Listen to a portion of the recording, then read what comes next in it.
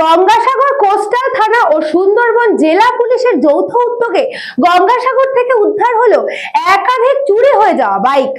গঙ্গাসাগর থেকে উদ্ধার হলো একাধিক চুরি হয়ে যাওয়া বাইক। গঙ্গাসাগর কোস্টাল থানা এবং সুন্দরবন জেলা পুলিশের যৌথ উদ্যোগে গঙ্গাসাগর থেকে উদ্ধার হলো একাধিক চুরি হয়ে যাওয়া বাইক।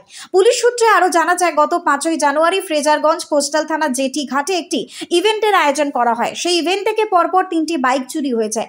পরে চুরি হয়ে যাওয়া বাইকের মালিকরা থানায় লিখিত অভিযোগ দায়ের করেন। সেই অভিযোগের ভিত্তিতে পুলিশি তৎপরতায় অভিযান শুরু হয় গোটা সুন্দরবন সহ দক্ষিণ 24 পরগনা জুড়ে।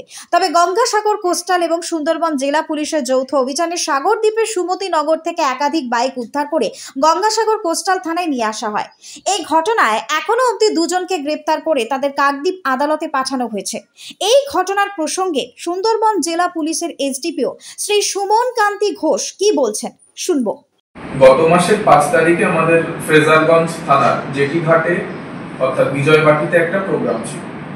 সেখানে কিছু টলিউডের অ্যাক্টর অ্যাক্ট্রেসরা আসেন। তো এই দিন আমাদের 3টে বাইক চুরি যায়।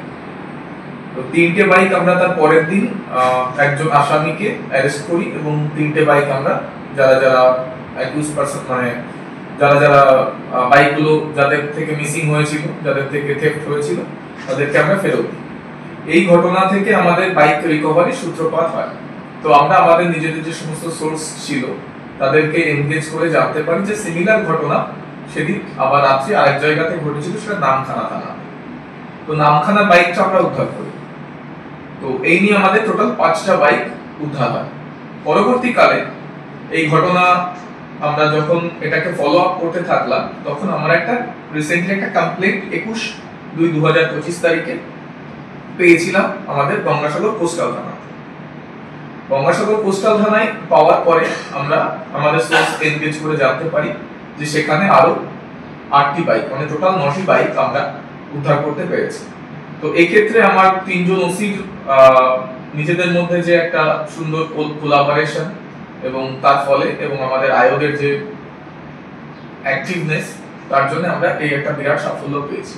তো টোটাল 1 মাসের মধ্যে আমরা 14টা বাইক উদ্ধার করেছি এবং আরো কিছু আমরা আশা করছি যে ভবিষ্যতে উদ্ধার করতে পারব।